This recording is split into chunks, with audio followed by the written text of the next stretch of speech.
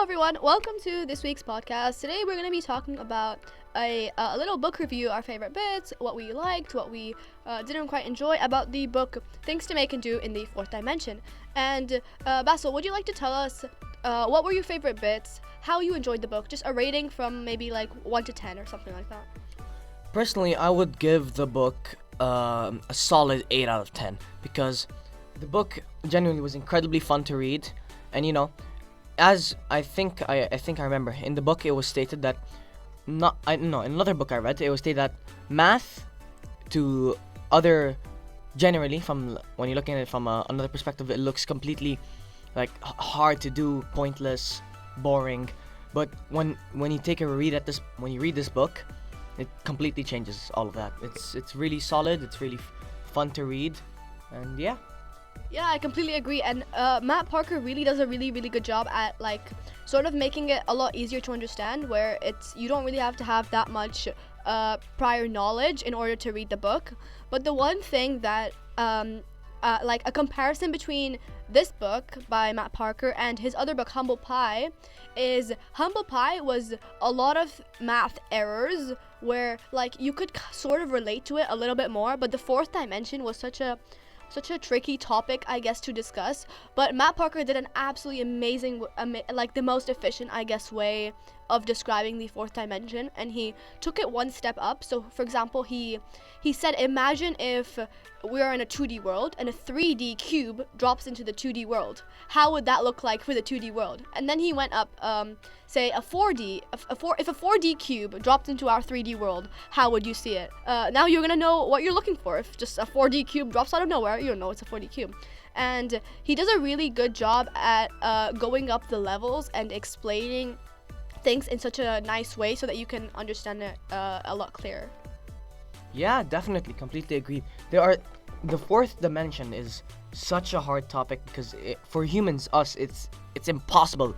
It is impossible to comprehend how it looks like because 3D, length, width, and height. But when you go into 4D, that adds time.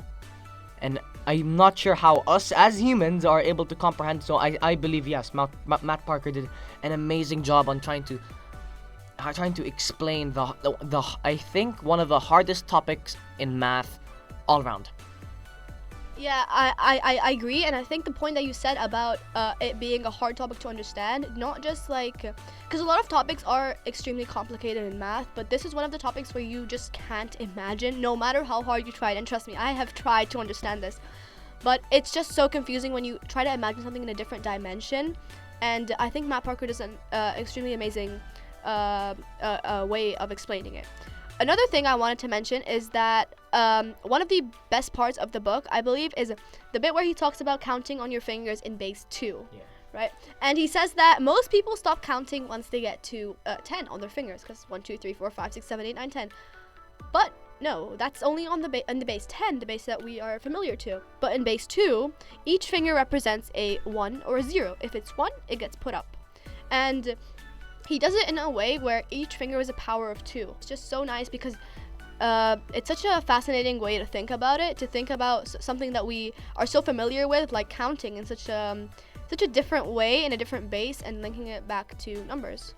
What's your favorite bit of the book? My favorite bit of the book, wow. Well, personally, there are definitely a lot of nice like things I've never even thought of before, like the knot theory, for example. There's it says that there's no systematic way to undo knots. Mercian primes, like there's so many good sections of the book, and in the book there's like a way, there's like it's levels. Like for example, the beginning you have to get like basics and then move on to another, and then that way you get to understand the fourth dimension. For example, here, look. The first chapter and the second chapter are the foundation, as in the first chapter, can you digit, and the second one is making shapes.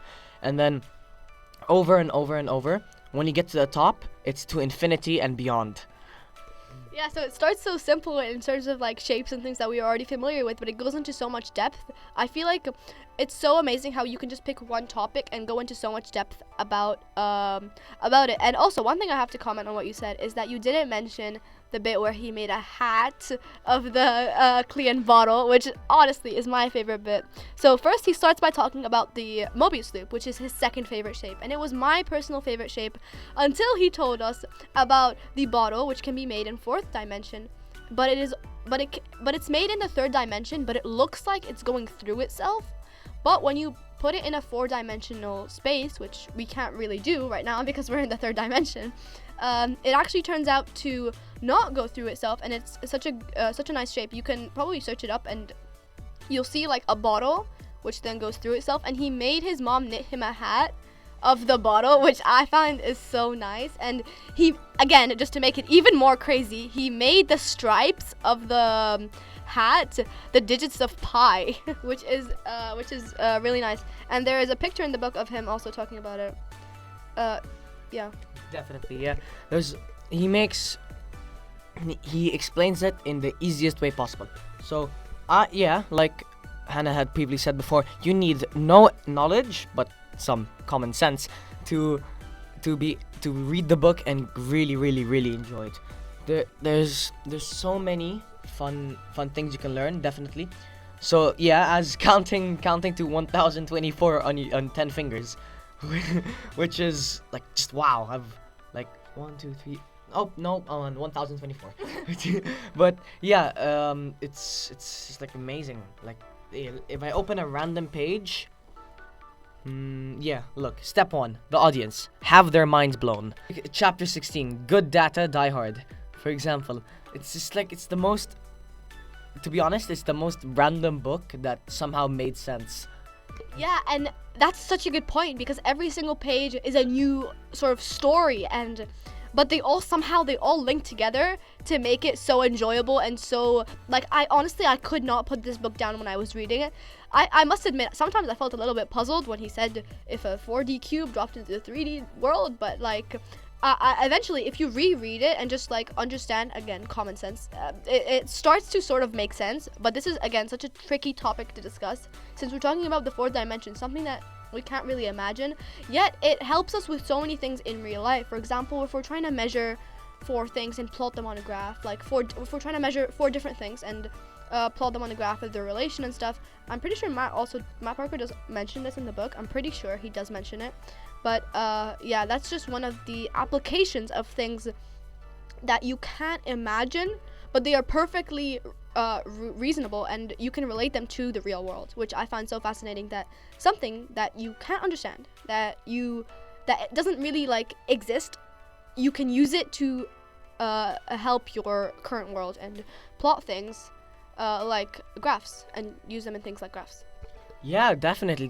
And referring to my point of randomness, and that you need no prior knowledge, and it's a very, very enjoyable book, because before I read this book, I would look at math. Oh, algebra. Why should I find x?